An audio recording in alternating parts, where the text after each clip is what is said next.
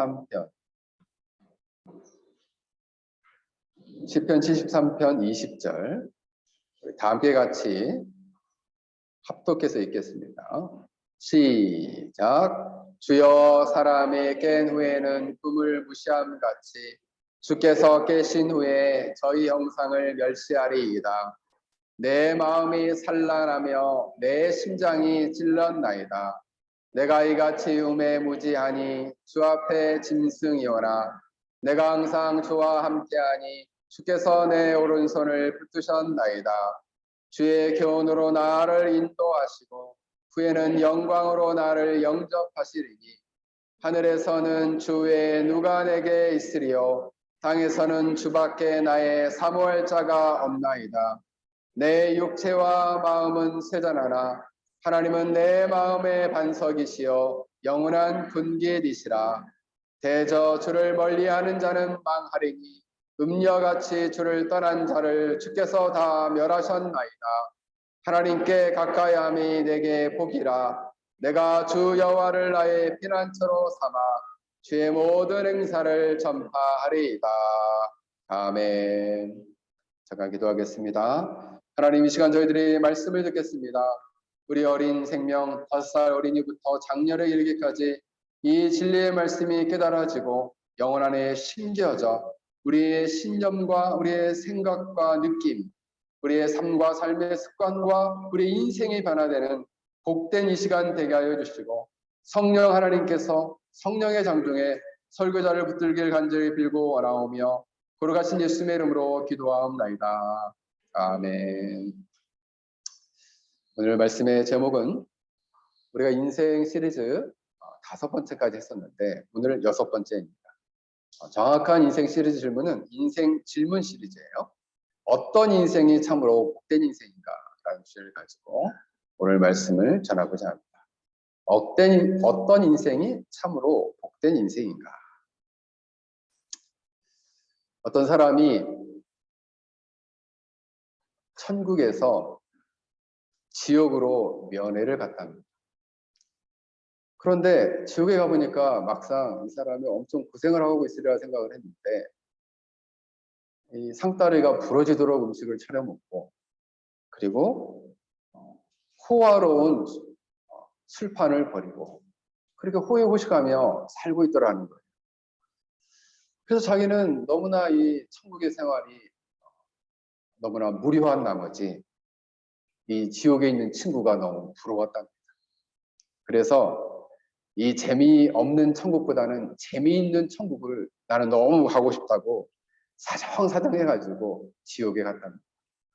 그랬더니 그 지옥에서는 상다리가 부러지도록 음식을 차려놓는 것이 아니라 뜨거운 불과 유황못이 자기를 기다리고 있고 수많은 바늘과 같은 고통들이 자기를 기다리고 있더라는 거예요.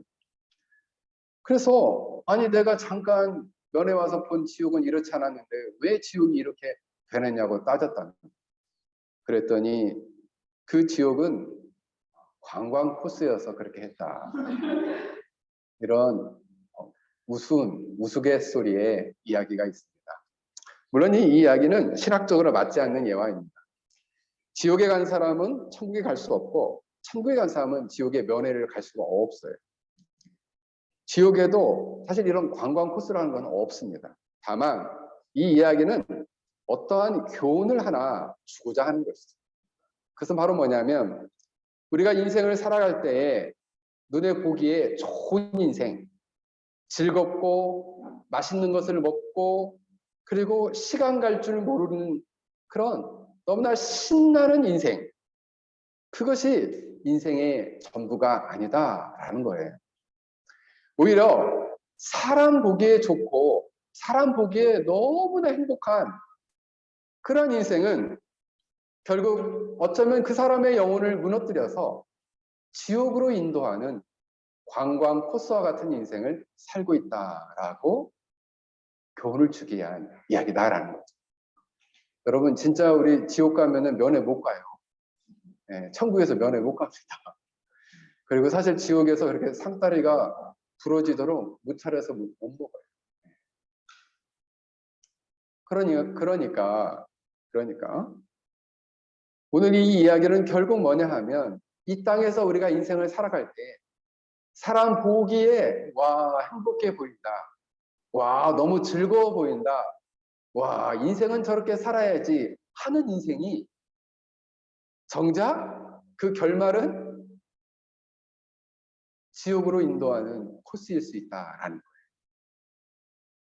그러므로 우리는 인간이 생각하는 복스러운 삶, 행복한 삶이 아니라 참으로 하나님 보시기에 행복한 삶, 복된 인생은 어떠한 삶일까? 오늘 본문을 통해서 우리가 곰곰이 생각해 보고자 합니다. 시편 전체는 150편으로 이루어졌고 15권으로 나눠져 있습니다. 73편은 시편의 세 번째 권이 시작되는 말씀이에요. 시편을 제일 많이 쓴 사람은 다윗인데 다윗은 총 73편을 썼습니다. 그리고 두 번째로 많이 쓴 사람이 있는데 그게 누구냐면 아삽이에요. 아삽. 이 아삽은 12편을 썼어요.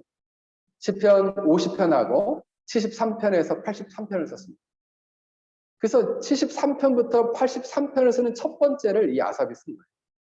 이 아삽은 다윗과 솔로몬 왕 때에 여두둔 해만과 더불어서 3대 악장이었어요. 그래서 오늘날로 치면은 성가대 지휘자, 또 찬양 사역자 정도 될까요? 레위인이었어요. 레위인. 그러면서 레위인 중에서 찬양을 맡아서 하는 사역의 대표적인 사람이었어요. 대표하는 사람이었어요. 근데 그가 참 오늘 본문에서 성경 전체에서 아주 중요한 메시지를 던져줍니다. 오늘 1절에 보면 하나님이 참으로 이스라엘 중 마음이 정결한 자에게 선을 행하시나 이렇게 자기는 생각했다는 것이죠. 즉 하나님의 백성들에게는 하나님은 선을 행하시고 마음이 정결한 자에게는 좋은 것을 주시는 분이라고 생각했다는 거죠. 그런데 이 말은 마치 반어법처럼 그렇게 생각했으나 그렇지 않았다는 거예요. 하나님은 이스라엘 백성들에게, 하나님 백성들에게 마음이 정결한 자에게 좋은 것을 주시지 않는 때도 있더라라는 거죠. 누가 볼 때? 자기가 볼 때. 그런데 마음이 정결한 자가 아닌 악인들, 하나님을 떠나 사는 자, 불신자들은 그렇지 않은 삶을 보고 자기가 심히 미끄러져서 실족할 뻔하였다라고 고백하고 있습니다. 그 악인들과 불신자의 삶을 보니까 4절 5절에 보면 그들은 죽을 때도 고통이 없고 힘이 강건하고 살아있을 때도 사람들이 당하는 고난도 없고 그리고 재앙도 없더라는 거예요. 아니 저 사람은 예수님도 믿지 않고 하나님을 떠나 사는데 왜 죽을 때는 고통당하고 죽겠지라고 봤는데 죽을 때도 편안히 죽더라는 거예요. 이건 뭐지? 하나님의 공의는 어디 간 거지? 이렇게 생각이 된 거예요. 또 가만히 보니까 그 사람들은 매우 교만하여서 교만이 그들의 목걸이고 폭력이 그들의 옷으로 입고 있더라. 매우 오만하고 폭력적인 삶을 사는데도 그냥 놔두더라는 거예요. 하나님 정말 계신가? 이런 생각을 갖게 되다는 것이죠. 세 번째, 그들은 갖고자 하는 모든 것을 금방 소유하는 듯한 그런 모습을 갖고 있더라는 거예요. 너무나 살이 쪄가지고 눈이 솟아났다 그랬어요. 여러분 살이 찌면은 여기 눈두덩이가 막 이렇게 솟아나요. 저는 이렇게 눈두덩이가 솟아났는데 유전이에요, 유전. 살쪄서 그런 게 아니고 원래 이렇게 어릴 적부터 눈두덩이가 이렇게 두툼합니다. 근데 무쌍 중에서도 어마어마한 무쌍이에요. 두툼한 무쌍. 살쪄서 그런 건 아니에요. 근데 살이 찌면은 이렇게 눈이 이렇게 두툼해진다는 거예요. 그리고 그들의 소원보다 더 넘치도록 소원한 바를 받더라는 거죠. 이건 뭐지? 이렇게 생각한 거죠. 그리고 모든 사람을 내려다보며 교만스럽게 사람들을 능욕하고 헐뜯으며 악한 말을 하고 그리고 거만한 태도로서 높은 데에서 많은 사람들을 위협하더라라는 거예요. 말로써. 그리고 그들의 입술로는 하늘을 대적하고 혀로는 땅을 두루 다니며 악한 말을 내뱉더라라는 거죠. 하나님, 저렇게 악한 말을 막 욕도하고 다른 사람을 비방하고 헐뜯는데 왜 저 입을 그대로 놔두시는 거죠? 저 입을 꼬매든지 저 입을 막아주든지 해야 되는데 왜 하나님은 저들을 그냥 저대로 놔두나요? 라고 생각했다는 거예요. 그리고 그들은 하나님 앞에서 매우 무례하게도 예의를 갖추지 않고 심지어는 하나님을 믿는 하나님의 백성들조차도 그들의 영향을 받아서 잔에 가득한 물을 함께 마시면서 뭐라고 얘기하냐면 악인들은 항상 평안하고 재물을 더한다.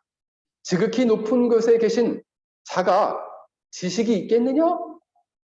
여전히 이 땅의 악인들은 평안하고 재물이 가득 넘친다. 저 하늘에 계신 하나님은 상관도 안 해 하면서 하나님을 폄하하기 시작했어요. 하나님을 모독하기 시작했어요. 저 지극히 높으신 분이 생각이나 있겠느냐? 지식이나 있겠느냐? 뭘 알겠어? 라고 생각합니다. 이신론자들은, 자연신론자들은 이렇게 생각합니다. 하나님은 저 우주 끝 멀리 계시고 이 땅에는 자연 법칙을 통해서 그냥 이 땅을 돌아가게 하시고 하나님은 일절 간섭하지 않으신다. 이게 자연신론자, 이신론자들이 하는 말들이에요. 그래서 하나님의 절대적인 주권과 완전한 섭리를 부정하고 그리고 하나님은 있으나 마나한 존재로 신성 모독적인 발언을 하고 있다는 것입니다. 그거에 반하여 악인들은 항상 평안하고 재물이 가득가득 부하지더라 라는 거예요.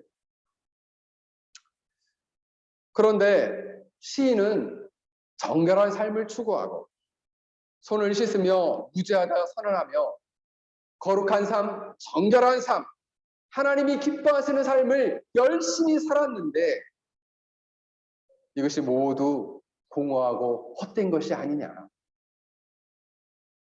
모두 공허하고 헛된 것이 아니냐. 악인은 저렇게 잘 살고 그리고 마음이 정결하게 성결한 삶을 사는 나는 이게 뭐냐 이거예요. 나는 종일 재난을 당하고 아침부터 징벌을 받았도다. 지속적으로 온갖 질병에 시달리고 있다라고 고백하고 있어요. 그러면서 자신은 이렇게 고난을 당하는데 저들은 저렇게 평안하다니 정말 하나님이 살아계시기는 한 것입니까? 라고 생각했다는 것입니다. 여러분, 이렇게 의인들이 고난을 당할 때 우리는 생각하죠. 거기에 비해서 악인들은 평안한 삶을 사는 것 같거든요. 중국에 많은 가정교회들이 있는데 참 가정교회들이 핍박이 참 많습니다. 그래서 제가 가르쳤던 제자들 가운데서는 감옥에 며칠씩 갇히기도 하고 그리고 그 교회 성도들이 감옥에 갇혀서 길게는 석 달, 6개월씩 예수님을 믿는다는 이유로 갇혔다. 근데 80년대는 더 심했다 그래요. 80년대는 가둬놓고 10년, 20년, 수십 년씩 가둬놨다. 누구를? 예수 믿는 사람. 그래서 저도 제가 들었었는데 중국에서 선교사들이 잡히면 80년대, 90년대에는 이 엄지손가락을 잘랐다고. 엄지손가락을 자르면은 뭔가 일을 하기가 굉장히 어렵고 이 엄지손가락이 보기보다 할 일이 되게 많아요. 힘을 못 써요. 엄지손가락을 잘랐다. 감옥에 가두고 심지어는 고문까지 하고. 근데 많은 예수 믿는 사람들이 예수님을 믿는다는 이유로 갇혀가지고 주를 위해서 믿음을 변절치 않고 감옥에 갔다 왔더니 아내는 죽고 그리고 자녀들은 뿔뿔이 흩어지고 제대로 양육을 받지 못해서 자녀들을 너무너무 보고 싶은 자녀들을 만났더니 그 자녀들이 자기 아버지에게 자녀들이 그러면 자기 이렇게 고생하고 나왔으면 자녀들이라도 잘 돼야 되는데 자녀들 역시도 너무나 고난을 당하면서 이 세상에서 가장 하층민의 삶을 살고 있고, 그리고 특히 아버지에 대한 원망으로 가득 차 있고, 또 예수님을 믿지도 않고 신앙을 저버리고 살아가는 모습을 봤을 때 얼마나 고통스럽겠어요. 그때 그 가정교회 그 지도자의 마음에 들린 하나님의 음성이 있었답니다. 네가 그래도 나를 따르겠느냐? 네가 이렇게 내가 주를 위해서 고생하고 수고하면 많은 결실과 열매를 맺히지 않아도, 가족들에게 이렇게 평안하고 행복한 삶이 주어지지 않아도 네가 나를 따르겠느냐라고 들리더라고요. 여러분은 어떻게 하시겠어요? 그래도 주님을 여러분 따르겠습니까?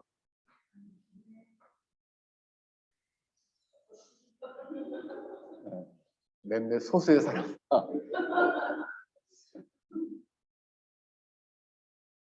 오늘 이 본문에 나오는 시인은 현실과 그리고 자신의 신앙적 세계 안에서 이런 심한 영적인 혼란과 갈등이 있어요. 악인은 너무 형통하는데 하나님의 백성은 너무나 괴롭고 고통이 많고, 아침부터 징계하고 책망한다. 아침부터 육체적인 고통에 시달려. 나는 정결하게 살려고 애를 쓰고 거룩한 삶을 추구했는데 왜 나는 이러한 고난과 고통이 있느냐? 그때 믿음이 뿌리채 흔들릴 수 있어. 자기가 아무리 이것을 몇 날 며칠 오랜 기간 동안 생각하고 고민해도 답이 나오지 않아요. 스스로는 이 문제를 풀기 어려웠어요. 그래서 오늘 본문 16절에 보면 내가 어쩌면 이를 알까 하여 생각한즉 내게 심히 곤란하더니 하나님의 성소에 들어갈 때야 저희의 결국을 내가 깨달았나이다. 주께서 참으로 저희를 미끄러운 곳에 두시며 파멸에 던지시니 저희가 어찌 그리 졸지에 황폐되었는가 놀람으로 전멸하였나이다. 이 시인의 한탄과 절망, 슬픔이 갑자기 놀라운 반전을 일으킵니다. 어디에서? 하나님의 성소, 하나님을 만나는 지성소에서. 물론 이 사람은 레인이었기 때문에 제사장 아니었기 지성소는 못 들어가요. 하나님을 만나는 그 성소 안에서 그가 하나님을 만났을 때에 그들의 결국, 그들이 죽은 다음에 받아야 할 심판을 쫙 보여줍니다. 아무리 죽을 때 편안하게 자는 것처럼 죽어도 그 뒤에는 마지막 하나님의 엄중한 심판이 있다는 것을, 졸지에 그들을 섬멸하고 황폐케 하는 것을 보여주셨다는 거예요.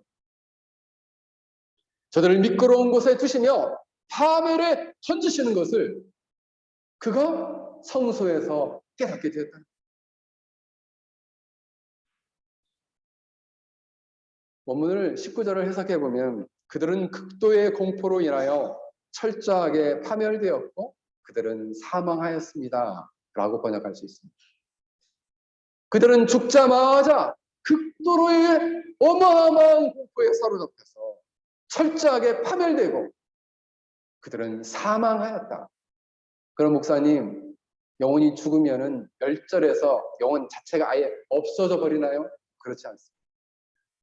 누가복음 16장에 보면 지옥에 있는 사람이 명확하게 고통을 느껴요.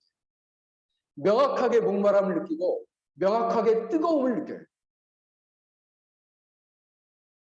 마치 우리가 꿈을 꾸면 꿈속에서 누가 자기를 때리면 막 때리지 말라고 하죠. 그리고 슬픈 일을 겪으면 막 울기도 하고 그렇잖아요. 막 소리치기도 하고. 그래서 진짜 같잖아요. 꿈속에서 너무 막 괴로울 때 이건 꿈이지 이렇게 생각할 때도 있지만 보통은 진짜처럼 느끼잖아요. 근데 영혼은 실제예요. 실제. 마치 꿈에서 고통당하는 것과는 또 다른 차원이에요. 실제로 고통을 느끼는 거죠. 영혼. 여러분, 이 악인들은 살아있을 때 형통하는 것 같지만 죽은 다음에는 하나님이 졸지에 갑작스럽게 그들을 멸망에 던지신다는 거예요. 전혀 예상치 못하게 파멸에 던지신다는 거죠. 우리가 사극에서 보면은 못된 정승이나 벼슬아치가 나오는 거죠. 그래서 정권을 잡아서 수많은 사람들을 죽이고 정권을 잡아요. 마지막 죽을 때쯤에 이제 드라마가 끝날 때쯤에는 주인공들이 승리하고 그를 감옥에 가두고 딱 끝나거든요. 졸지에 그들이 파멸하게 되는데 사극뿐만 아니라 성경에도 이와 비슷한 장면이 나옵니다. 누가복음 12장에 보면은 예수님이 사람들에게 이렇게 말씀하십니다. 온갖 욕심을 경계하시면서 재산이 아무리 많더라도 사람의 생명이 거기 달려있지 않다. 재산이 아무리 많더라도 사람의 생명이 거기 달려있지 않다라고 예수님이 말씀하십니다. 그러면서 예수님이 한 비유를 듭니다. 어떤 부자가 밭에서 수확을 했는데 너무나 그날 그의 농사가 잘 돼가지고 기존에 있던 곡간으로는 도저히 채울 수가 없어서 이 작물들을 이 곡식들을 채울 새로운 곡간을 다시 크게 세워서 모든 곡식과 물건을 저장해야 되겠다 생각했습니다. 그리고 이제는 내가 이 여러 할 동안 쓸만한 재물을 모았으니 이것을 편히 먹고 마시며 인생을 즐기자 이랬습니다. 이 쌓은 재산을 가지고 편히 먹고 마시며 쉬며 인생을 즐기자라고 말했다는 거죠. 그때 하나님께서 그 사람에게 말합니다. 어리석은 사람아, 오늘 밤 내 영혼을 가져갈 것이다. 그러면 내가 준비한 것을 누가 가져가겠느냐? 오늘 밤 그 영혼을 취할 때 졸지에 그를 하나님이 파멸에 던지겠다 말씀. 그러면 이 땅에 있는 모든 재물을 그 어떤 것도 노터치예요. 손댈 수 없다는 겁니다. 근데 우리는 이 말씀을 보고도 두 가지의 생각이 엇갈립니다. 아유, 나는 그래도 좋으니까, 오늘 밤에 내 영혼을 데려가도 좋으니까 그래도 돈이 좀 많았으면 좋겠다. 이런 생각과 그래도 내가 하나님 믿고 가난해도 열심히 살아야지, 성결하게 살아야지, 이 두 가지의 마음이 막 서로 이렇게 경주를 하듯이 마음에서 왔다 갔다 한다는 것이죠. 그런데 악인이나 하나님을 떠나 살아가는 불신자들의 인생은 이 세상의 삶이 전부라고 생각하기 때문에 한 번의 인생, 그죠? 모든 자신의 인생의 즐거움을 위해서 자기 인생을, 그래서 요즘은 자기 인생의 즐거움을 위해서 아이도 안 낳으려고. 그래서 요즘은 결혼하는 사람들이 만날 때 꼭 물어본답니다. 아이를 낳겠느냐 안 낳겠느냐. 선을 볼 때, 소개팅을 할 때 물어본대요. 요즘은 아이를 낳을 거예요? 안 낳을 거예요? 꼭 물어본다. 우리 때는 안 물어봤어요. 아이를 낳을 건지 안 낳을 건지. 당연히 낳는 거니까. 근데 요즘은 물어본다는, 낳을 거냐 안 낳을 거냐.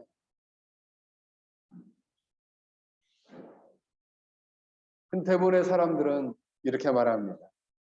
죽어서 천국 가는 거 필요 없다. 나는 이 땅에서 지금 천국의 천국을 누리고 있는데 더 이상 나는 죽어서 천국 필요 없다라고 생각하며 이 땅의 삶을 추구한다는 거예요. 사랑하는 성도 여러분, 우리가 특히 하나님의 백성들, 마음을 정결히 하여 하나님과 동행하는 의인들의 삶은 고난이 따르고 아침부터 징적이 따르는 고난과 어려움이 있다 할지라도 우리는 낙심하지 말아야 합니다. 악인의 형통을 부러워하지도 말아야 합니다. 악인의 형통함을 부러워하여 마치 지옥에서 진수성찬을 먹는 사람이 너무 부러워서 나 거기 가서 살아야겠다 생각하는 것처럼 그걸 부러워하여 그 길을 걸어간다면 나중에 땅을 치고 통곡할 일이 생길 것이다. 그러므로 원치 않는 고난과 어려움이 닥친다 할지라도 절망하거나 낙심하지 말아야 합니다. 왜냐하면 이러한 고난과 고통이 지난 후에 하나님의 백성들은 영원한 하나님의 나라와 그 나라 안에서의 기쁨과 사랑과 영원한 축복이 예비되어 있기 때문입니다.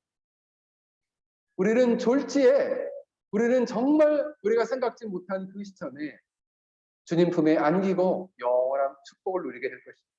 악인들은요, 반대로 영원한 심판을 그들이 경험하게 될 것입니다. 사랑하는 성도 여러분, 여러분들은 이처럼 고난 중에도 믿음을 잃지 않고 믿음으로 승리할 수 있길 주의 이름으로 간절히 축원합니다.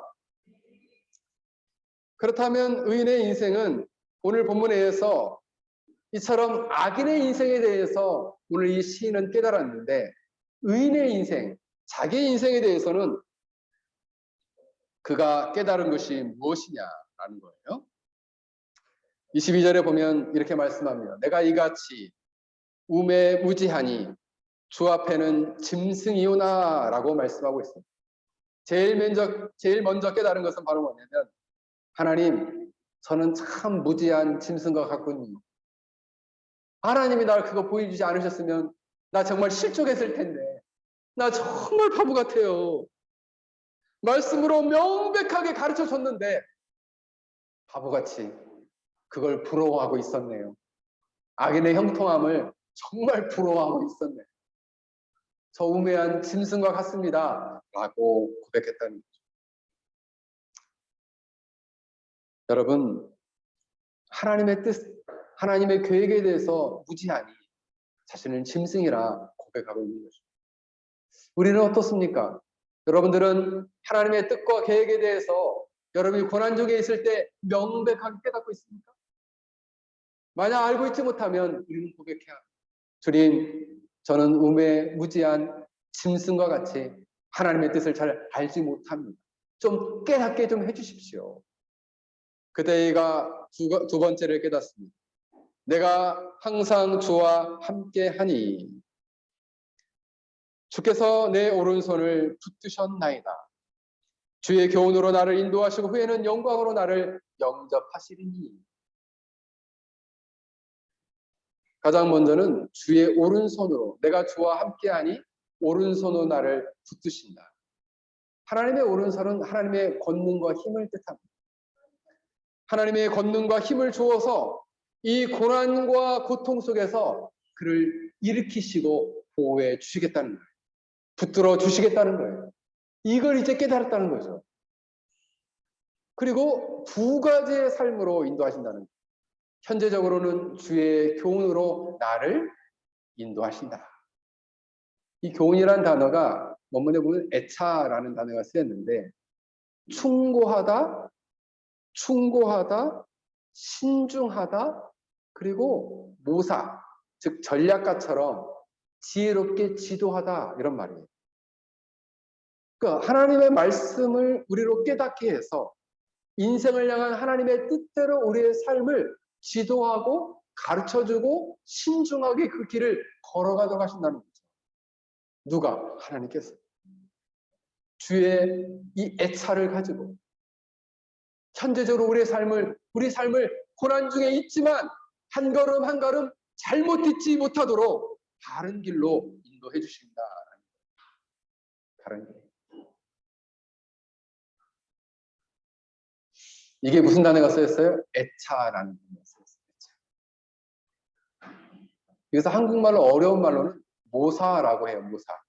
계획을 세우고 전략을 세우는 사람. 하지나 뭐라고 한다고 한국말로?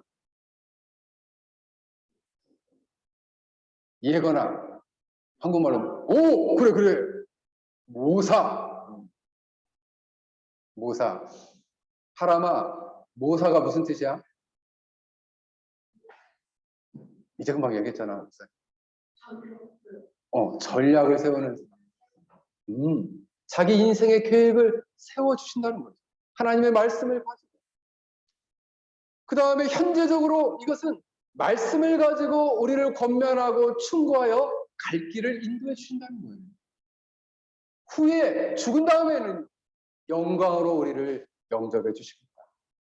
영광 가운데로 어서 오소서, 어서 와라. 천국에서 우리를 영접합니다. 마치 에녹이 죽음을 맛보지 않고 하나님 나라에 들어갔던 것처럼, 엘리야가 불말과 불병거를 타고 하나님께 불려졌던 것처럼 영접해 주시겠다. 영광 중에 우리를 영접해 주십니다. 현재적으로는 주의 말씀, 주의 교훈, 주의 애차로 우리를 인도하시고, 죽은 다음에는 영광 중에 우리를 영접해 주십니다. 이걸 깨닫지 못했으니 내가 우매무지한 짐승입니다.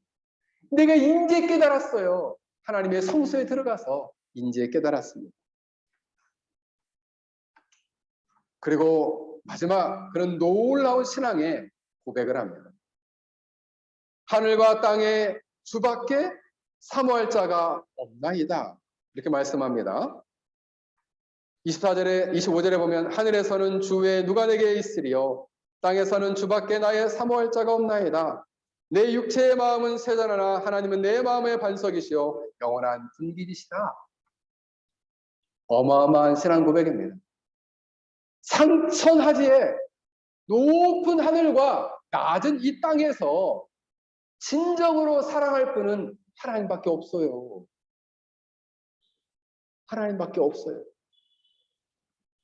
하늘과 땅에서 참으로 의지할 분은 하나님밖에 없어요. 라고 고백하고 있는 거죠.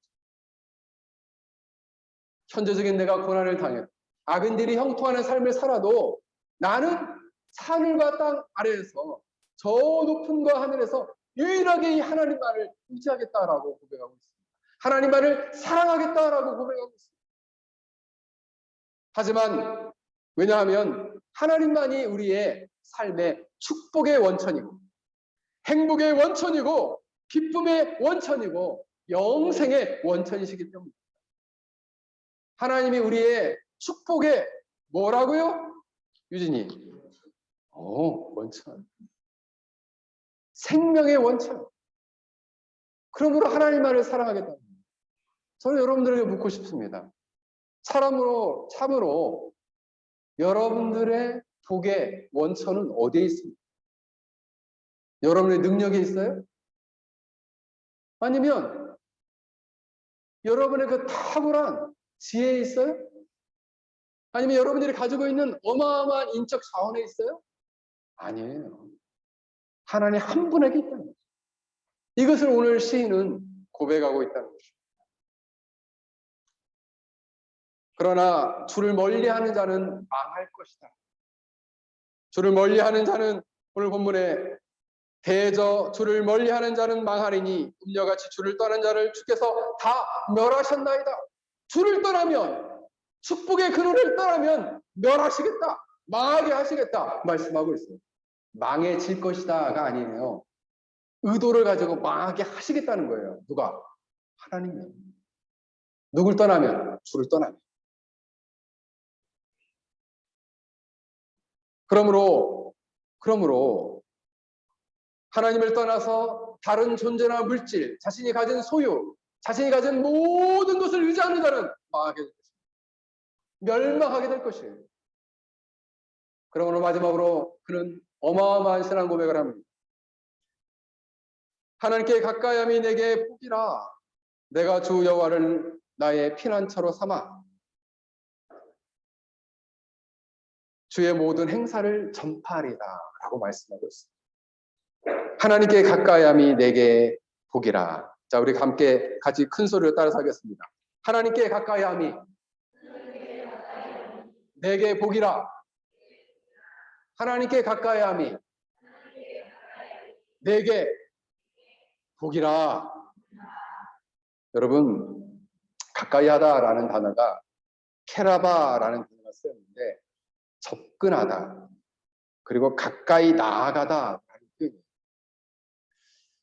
그런데 주를 여호와를 피난처로 삼다라는 말도 하나님께 가까이 나아가겠다는 다른 신앙의 표현입니다. 여기서 그는 결단하는 거죠. 내가 하나님과 가까이 살겠습니다. 하나님께 가까이 나아가고 접근하여 살겠습니다. 라고 고백한다는 것입니다. 악인의 형통함을 부러워해서 악인들의 가까이 가서 그것을 형통함을 부러워하고 그들의 재물을 부러워하는 그런 인생이 아니라 참된 복, 하나님께 가까이 가서 살겠습니다. 그러면 하나님께 가까이 한다는 뜻이 어떤 뜻인가? 이것은 청교도의 황태자라고 하는 존 오웬은 이것을 삼위일체 하나님과의 교제라 했습니다. 다시요. 하나님께 가까이 함이라라는 단어는 삼위일체 하나님과의 교제다. 자, 질문합니다. 자, 하나님께 가까이함이 삼위일체 하나님과의 무엇일까? 우리 은쌤이. 자, 하나님께 가까이 한다는 것이 삼위 성부, 성자, 성령 하나님과의 무엇일까? 두 자. 오, 그래. 은쌤이 잘했어. 교제. 그래서 존 오웰은 성도는 삼위일체 하나님과 사귀는 존재요. 곧 교제하는 존재입니다. 라고 말했어요. 다시요. 존 오웰은 성도는 삼위일체 하나님과 사귀는 존재요. 교제하는 존재입니다. 라고 말했습니다. 그런데 여러분, 하나님은 빛이고 우리는 어둠이고, 우리는 죄로 인해서 어두워졌고, 그 빛이신 하나님과 어둠인 우리가 어떻게 교제할 수 있을까요? 하나님은 살아계시고 우리는 죽었고, 하나님은 사랑이시고 우리는 증오를 가지고 있는데 어떻게 우리가 그분과 교제할 수 있고 가까이 할 수 있을까요? 인간의 힘으로는 도저히 스스로 하나님께 나아갈 수 없고 교제할 수 없게 되었습니다. 그러므로 존 오웰은 말합니다. 하나님과 교제할 수 있는 유일한 비결은 예수 그리스도에 대한 믿음뿐이다 라고 했습니다. 삼일체 하나님과 교제할 수 있는 신자의 유일한 비결은 예수 그리스도를 통한 믿음뿐이다 라고 말했습니다. 구약의 성도들은 믿음의 길로 하나님과 교제했지만 그들은 이 성전 뜰까지만 갈 수밖에 없었어요. 그래서 담대함과 확신이 없었다라고 오해는 말합니다. 그런데 신약에서는 예수 그리스도로 말미암아 성소와 지성소를 나누는 이 장막이 찢어지고 갈라졌어요. 그래서 예수 그리스도를 믿는 믿음으로 나아가게 되면 이 지성소가 열렸기 때문에 신자들이 담대함과 확신을 가지고 하나님께 가까이 나아가 교제할 수 있게 되었다라는 거예요. 놀라운 통찰입니다. 오해는 그렇게 말해요. 그래서 오해는 세 가지 단계를 통해서 하나님과 교제할 수 있다라는 거예요. 이 세 가지를 잘 기억하세요. 첫 번째는 뭐냐면 그는 회심과 믿음을 통해서 그리스도와 연합하게 될 때 그는 예수 그리스도와 교제할 수 있다라고 봤습니다. 그래서 여기서 중요한 게 뭐냐면 연합이에요. 연합. 그리스도와의 연합. 신자는 어떻게 그리스도와 연합할 수 있을까요? 죄를 철저히 회개하고 예수님에 대한 진실한 믿음을 가질 때 우리는 그리스도의 몸과 하나 연합이 됩니다. 그렇게 연합하게 될 때 그리스도를 통해서 삼위 하나님과 교제할 수 있다라는 거예요. 그러므로 우리는 생각해야 되죠. 우리가 회심을 했나? 참된 믿음이 있나? 그 참된 믿음이 없으면 하나님과 가까이 하지 못하니 복이 없는 인생이 되겠죠. 그러므로 우리가 하나님과 가까이 하는 인생이 되기 위해서는 참된 회심을 통한 참된 믿음을 갖게 될 때, 그리스도에 대한 참된 믿음을 갖게 될 때 우리는 그리스도와 연합하게 되고 그 연합한 사람만이 하나님을 가까이 할 수 있게 됩니다. 가까이 교제할 수 있게 된다는 것입니다. 그러므로 회심이 얼마나 중요한 것이겠어요. 그러므로 믿음이 얼마나 중요한 것이겠어요. 자, 묻겠습니다. 자, 묻겠어요. 우리가 삼일 하나님과 교제하기 위해서는 예수 그리스도와 무엇을 해야 될까요? 자, 우리 도연이 한번 얘기해요.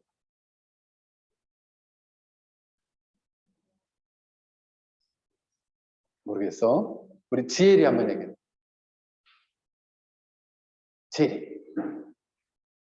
예수님과 어떻게 해야 돼? 하나님과 가까이 하기 위해서는 예수님과 어떻게 해야 된다고 그랬어? 자, 우리 유진이. 오, 그래. 연합해야 된다. 연합한다는 것은 합해진다 이런 거예요. 그리고 어떻게 합해질 수 있는데요? 죄를 회개하고 예수님을 마음으로 구원주의 하나님의 아들로 영접하면 우리가 예수님과 하나 돼요. 예수님과 하나 되면 하나님과 가까이 하며 교제할 수 있게 된다는 거예요. 이게 1단계. 2단계는요. 이제는 이 연합을 통해서 실제적으로 그 예수 그리스도 안에서 하나님과 교제하게 되는데 하나님의 영광을 믿음으로 바라본다는 거예요. 그리스도를 통해서. 그리스도 안에서 하나님의 영광을 바라보므로 그리스도와 교제한다라고 말씀하고 있습니다. 삼위 하나님과 교제한다는 거예요. 어떻게?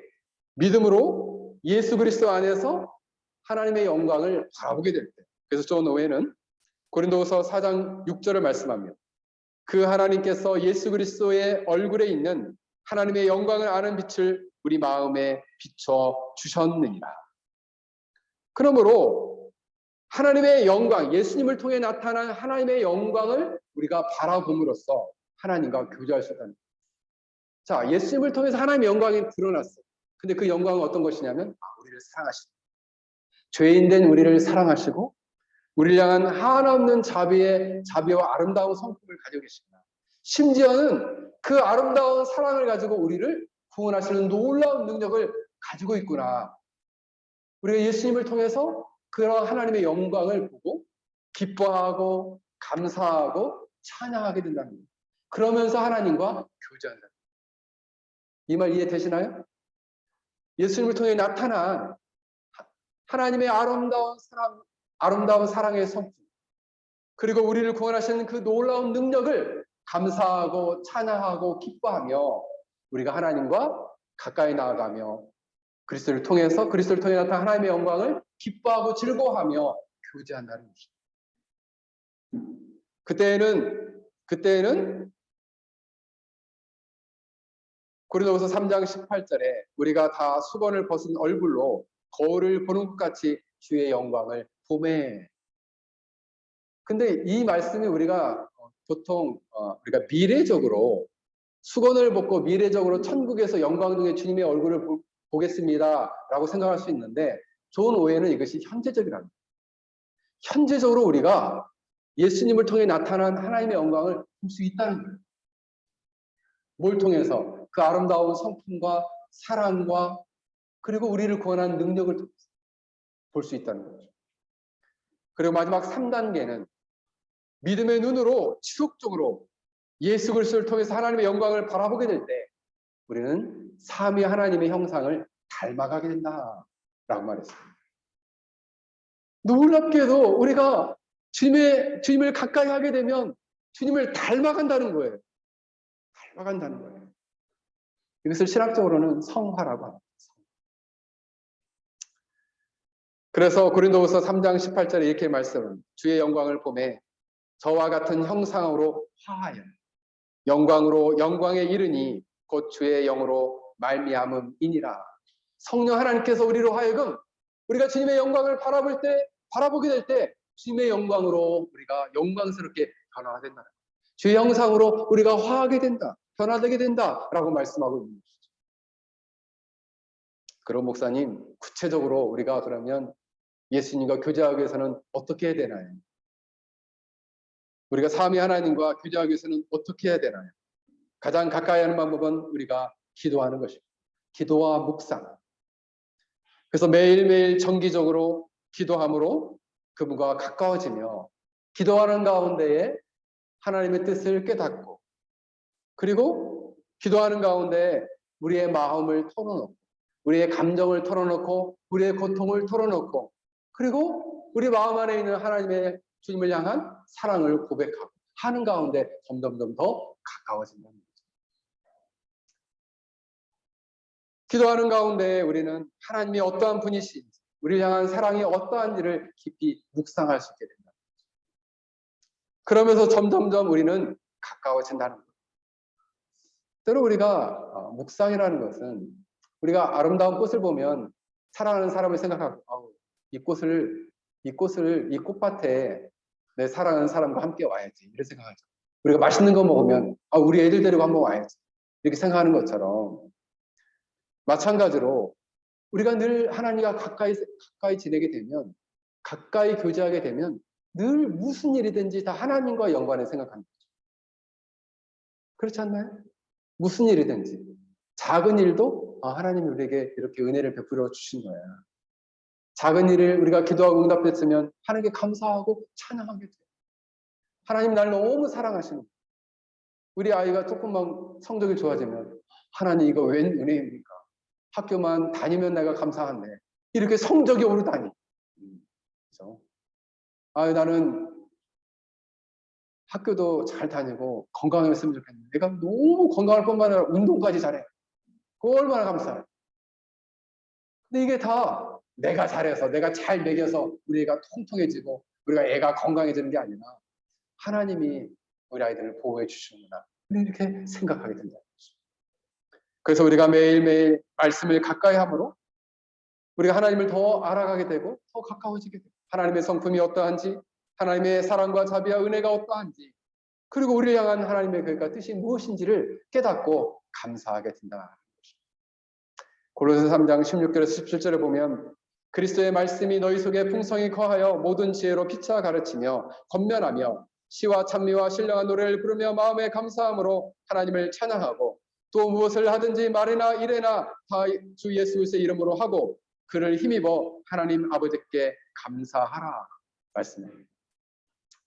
놀랍게도 하나님을 가까이 하는 것은 하나님을 가까이 하는 사람과의 사귐을 통해서도 우리가 하나님과 가까이 하는 교제를 누린다라고 말할 수 있습니다. 그리고 사랑하는 성도 여러분, 우리는 매일매일 기도하고 말씀을 우리가 묵상하고 더 나아가서는 하나님의 아름다운 공동체 안에서 서로 진리와 사랑 안에 교제함으로써 하나님을 가까이 하는 복된 신자들이 되길 주의 이름으로 간절히 축원합니다. 함께 같이 기도하겠습니다. 오늘 말씀을 생각하면서 우리가 과연